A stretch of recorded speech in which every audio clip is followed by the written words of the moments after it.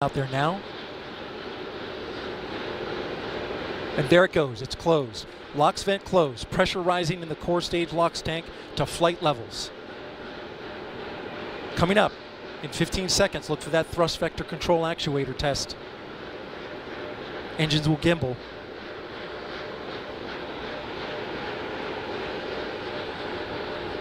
And there they go. The 4 core stage RS-25 engines gimbaling around, testing the ability to steer the rocket into space.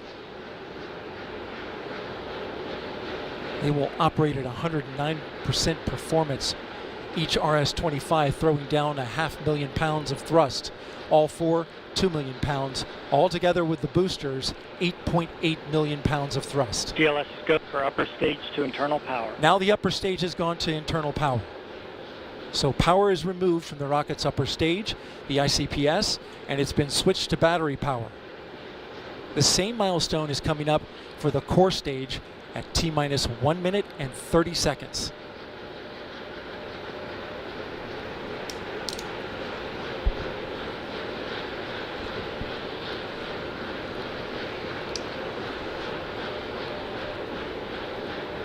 GLS go for core stage to internal power. The rocket's core stage, which houses the 3 flight computers, is now on battery power.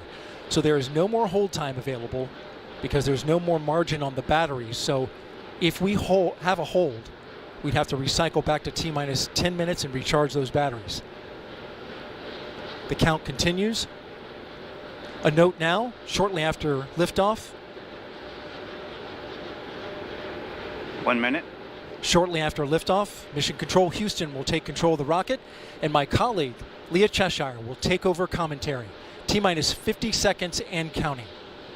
Coming up at T-minus 33 seconds, the GLS will hand off control to the ALS. This is the autonomous launch sequencer. On board the rocket, it will take over command and control of the rocket. But the ALS will check, make sure there's no holds coming from the ground up until T-minus 2 seconds. GLS go for ALS. And we are go for ALS. The Space Launch System is now counting down to liftoff of Orion on its maiden voyage to the moon. Launch team can no longer recycle the count. Sound suppressor water now flowing 15. under the ML. And here we go. 10. Hydrogen GLS burn-off go for core igniters stage engine initiated. start. 7, 6, 5. Core stage engine start. 3, 2, 1. Boosters in ignition. And liftoff of Artemis 1. We rise together back to the moon and beyond.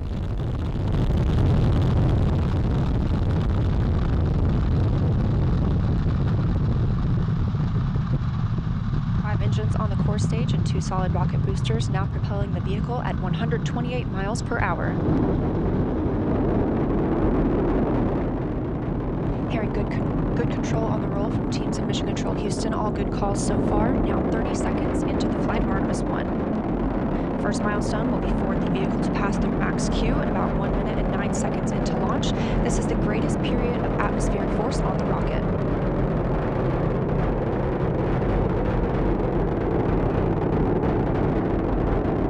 SLS now traveling 607 miles per hour.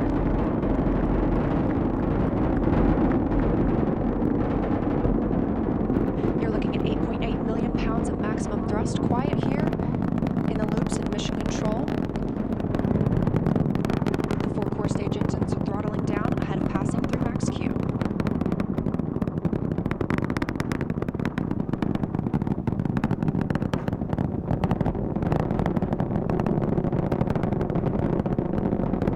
Now 1 minute, 21 seconds into the flight, traveling at 1,420 miles per hour. The 4 core stage engines are back at maximum thrust. The next major milestone will be for the solid rocket boosters to cut off and jettison at about 2 minutes and 11 seconds into the flight, so about 30 seconds from now. Again, quiet here in Mission Control Houston as teams continue monitoring the flight of Artemis 1. We're now 16 miles downrange from the launch pad at Kennedy Space Center, traveling over 2,800 miles per hour.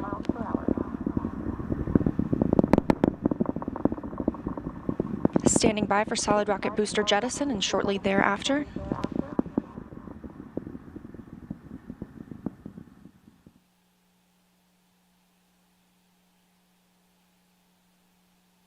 Confirmation that the solid rocket boosters have separated, these 177-foot boosters.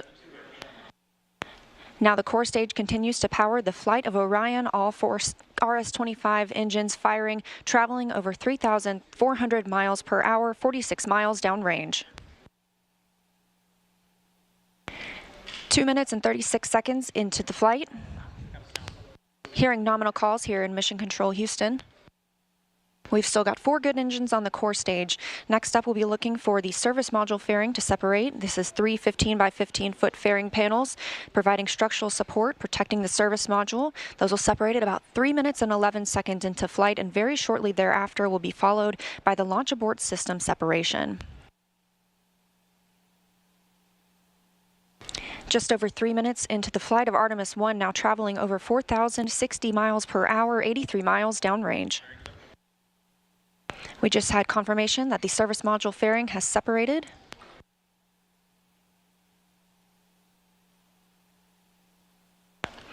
And that the launch abort system pyros have fired, separating those from Orion as well.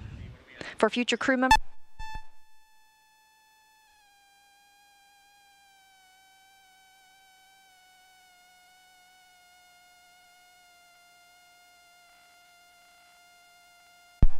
we just heard the call for 3-engine press, meaning if SLS were to lose an engine at this point in the mission, we could still achieve a nominal mission. We would just have an extended main engine cutoff time. However, we still have 4 good engines, all at maximum thrust right now, powering the first flight of Artemis at 5,200 miles per hour, 148 miles downrange.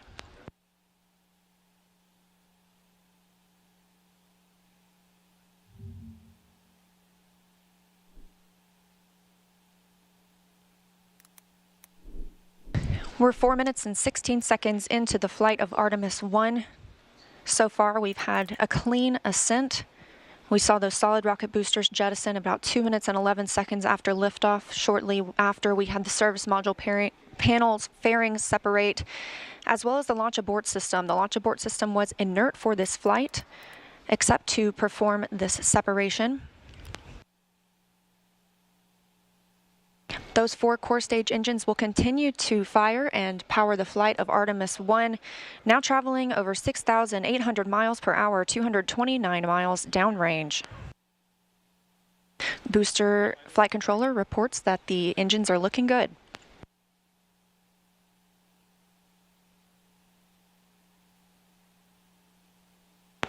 Our core stage main engine cutoff time is about 8 minutes and 3 seconds. We are now 5 minutes and 11 seconds into the flight, 7,656 miles per hour. Again, 4 good core stage engines, those 4 RS-25 engines. The last time those core stage engines flew, they were taking space shuttles to orbit, and now with upgraded capabilities, they're launching the future of human spaceflight.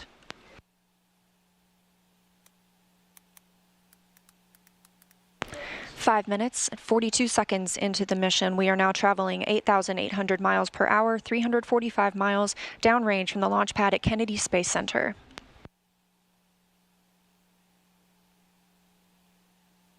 Again, we are anticipating core stage main engine cutoff at about 8 minutes and 3 seconds. And about 10 seconds later, we'll see core stage separation, at which point Orion and the interim cryogenic propulsion stage will be flying free. Now traveling over 10,000 miles per hour, 6 minutes and 15 seconds into the flight of Artemis 1, 427 miles downrange. Quiet here on the loops in Mission Control Houston. Teams continue to monitor this first flight.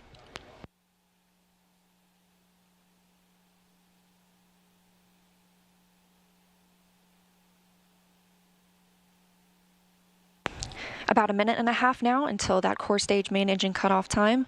Our 4 core stage engines continue to fire at maximum thrust.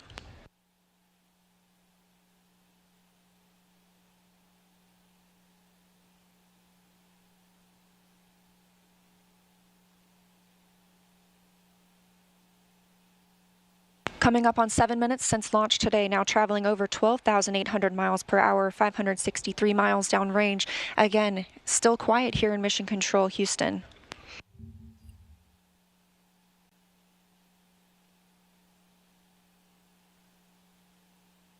As we prepare for main engine cutoff, the 4 RS-25 engines are beginning to throttle down.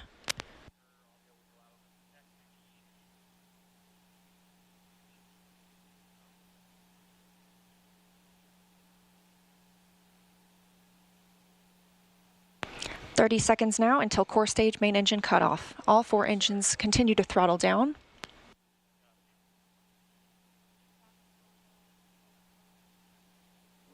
Now 7 minutes 45 seconds into the flight, traveling over 16,000 miles per hour. Continuing to hear good calls here in Mission Control, Houston. We're standing by for core stage main engine cutoff.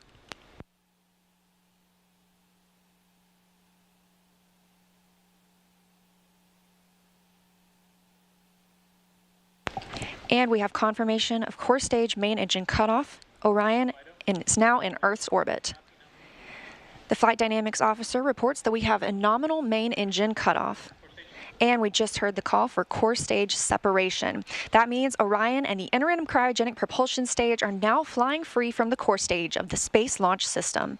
The next milestone will be solar array deploy approximately 18 minutes after liftoff. But before Orion stretches its wings, let's check back in with our friends at Kennedy Space Center and hear all about what it was like to hear the rocket roar off the launch pad. Megan and Kayla, I've got to hear all about it.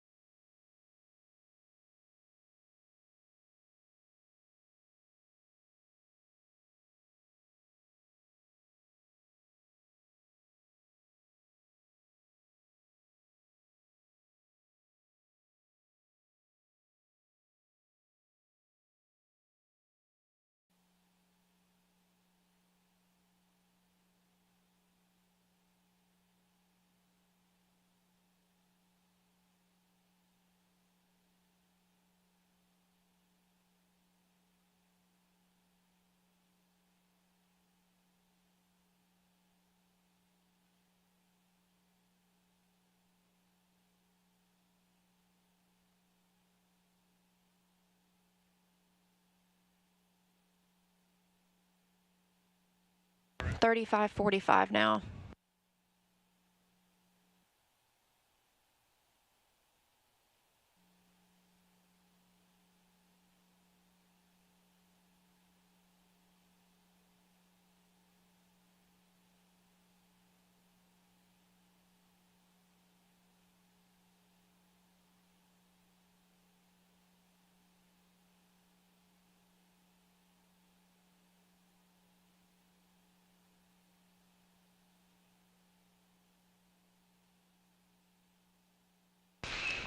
Thanks, Megan. And yes, we're here in Mission Control Houston, still monitoring the Artemis 1 mission and the first flight of Orion atop the Space Launch System. So far, we saw successful liftoff at 1:47 a.m. Eastern Time, all the way through separation from the core stage. We now have Orion and the interim cryogenic propulsion stage flying free. And we've just heard that we have initiated solar array deploy. So we are turning our focus to that. The spacecraft was running on battery power, but stretching these wings will allow it to stop relying on those batteries and significantly extend the time it can stay in space. So solar array deploy takes about 12 minutes. We have 4 solar arrays that we need to deploy and latch. These will provide power to the spacecraft on its journey to distant retrograde orbit and all the way back to Earth. Once these are properly configured, again, Orion will no longer need to rely solely on battery power. And we expect this to be done about 30 minutes after liftoff. Right now, we're 19 minutes since liftoff today. Orion is now traveling 17,175 miles per hour. We're continuing to hear good calls here in Mission Control Houston from the flight controllers monitoring the mission. A little bit about these solar arrays as we wait. Again, we heard the call that the deploy has been initiated. We'll hear a little bit more about that once they start to unfold. These 4 solar arrays generate 11 kilowatts of power, which is enough electricity to power 2 3-bedroom houses, and they have a wingspan of 63 feet. Just one of these 6.5 by 6.5 foot panels has 1,250 solar cells. So you're looking at a total of 15,000 solar cells. Now, we just heard the call that all 4 solar arrays have been released. So we initially heard the initiation call. That command had been sent. Now those 4 solar arrays are released. Again, this is about a 12-minute process.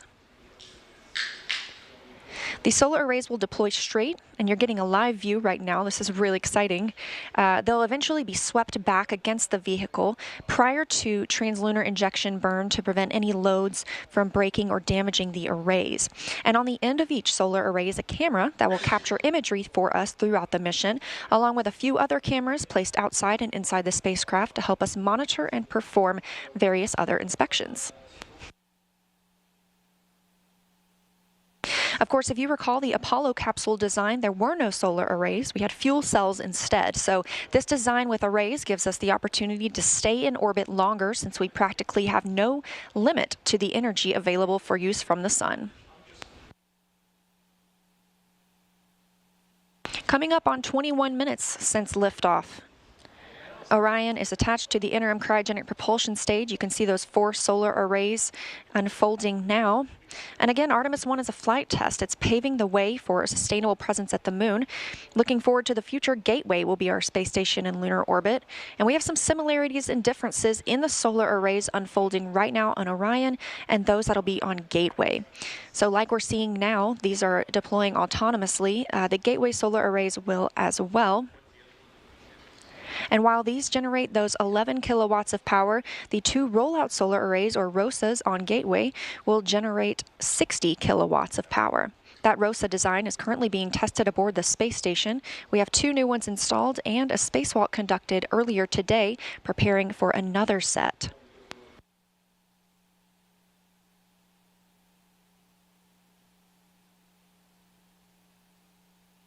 Coming up on 22 minutes since liftoff today, Orion and the interim cryogenic propulsion stage traveling over 16,800 miles per hour.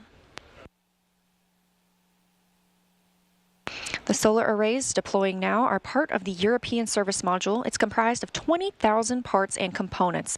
The service module was developed as part of an agreement between NASA and the European Space Agency, or ESA. This is the first time NASA is using a European-built system as a critical element to power an American spacecraft.